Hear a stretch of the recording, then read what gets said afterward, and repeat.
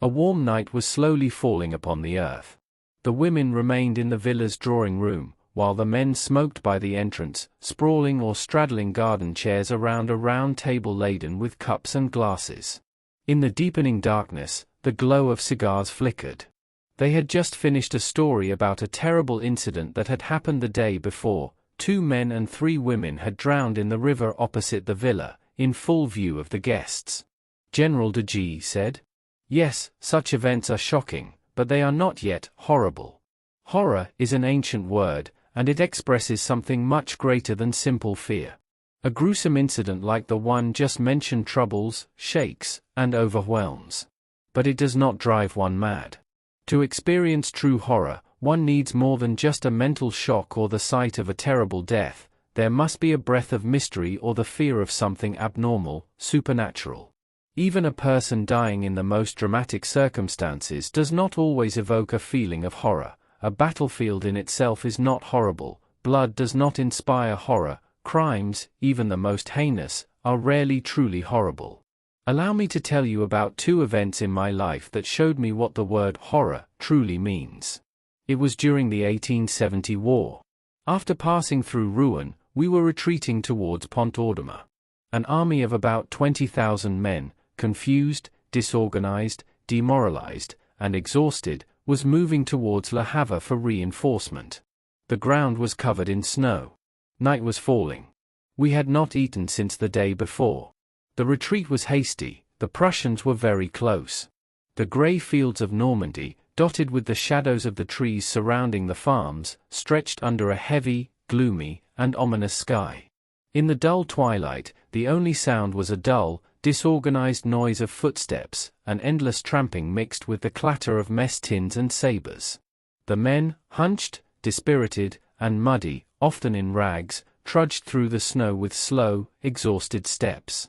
Our hands were sticking to the cold steel of the rifle stocks. The frost that night was bitter. I often saw a soldier tear off his boots and walk barefoot, so much did his footwear torture him, and each step he took left a bloody trail. Then he would sit on the ground to rest for a moment, and never get up again.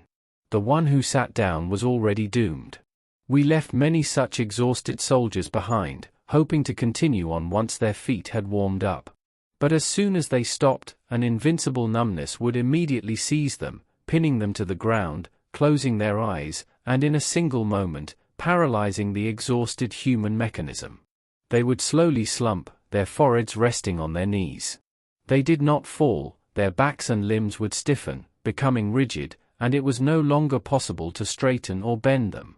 And we, who were stronger, more resilient, continued to walk, frozen to the bone, driven only by inertia, through the darkness, the snow, across that cold, deadly plain, overwhelmed by sorrow, defeat, hopelessness, and constrained by a horrible feeling of general abandonment, of the end, of death, of nothingness. Suddenly, I noticed 2 gendarmes holding a strange little man by the hands, old, beardless, and with a truly odd appearance.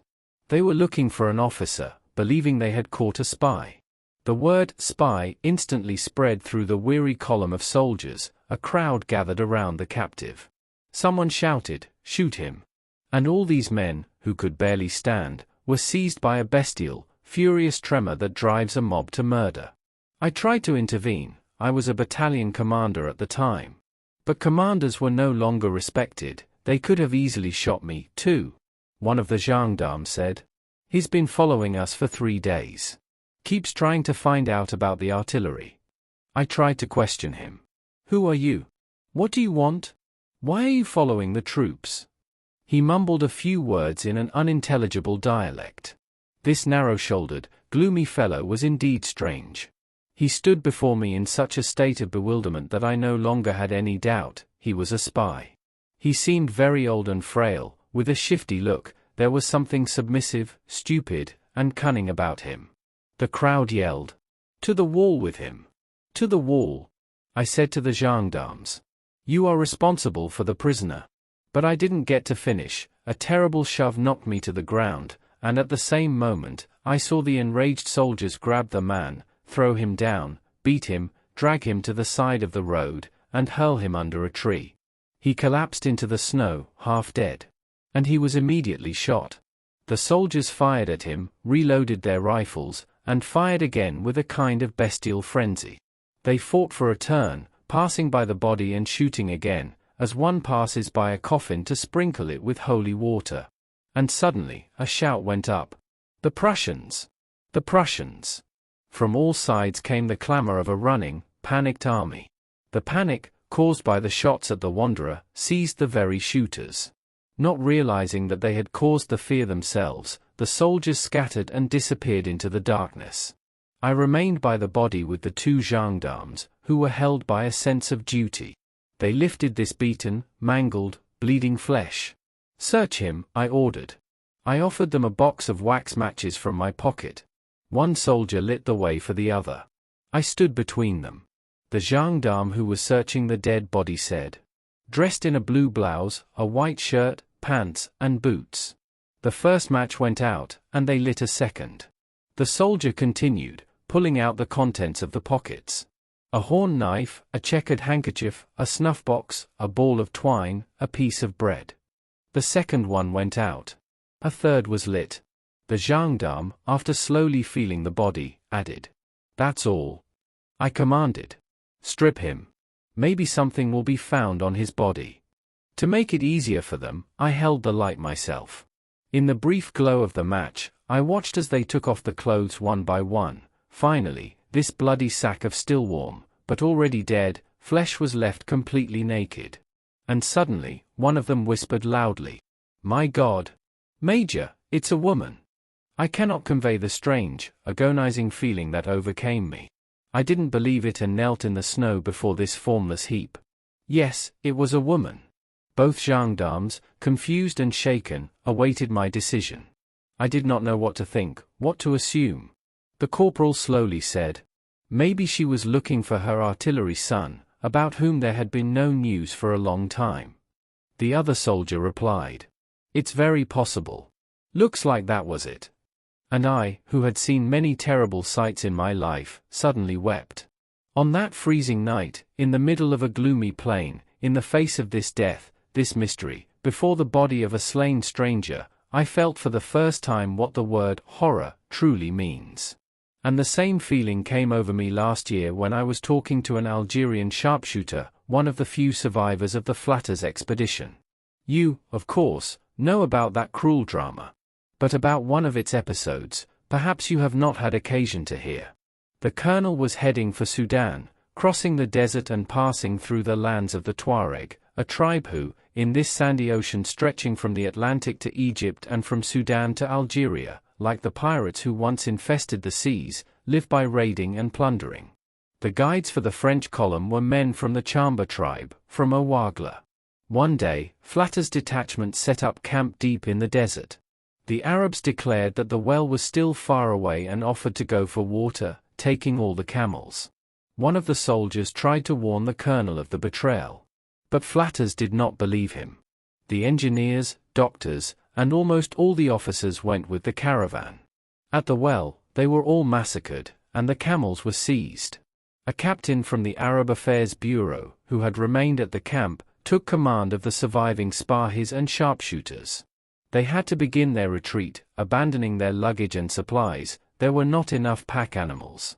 Nevertheless, they set out into the endless desert, where there was not a patch of shade, and the sun mercilessly burned from morning till night. One of the local tribes came to express submission and brought dates. They turned out to be poisoned. Almost all the Frenchmen died, including the last officer. Only a few Spahis under the command of Sergeant Pobegin and the native sharpshooters from the Chamba survived. They had 2 camels left, but one night they disappeared, along with the 2 Arabs. After the Arabs' escape with the camels was discovered, the remaining men understood they would have to devour each other. So they parted ways, under the scorching, penetrating sky, one by one, sinking into the shifting sands, trying to keep a distance from each other greater than a rifle shot. They walked all day like this. When they reached a well, each one would approach the water only after the nearest neighbor had moved away to a safe distance.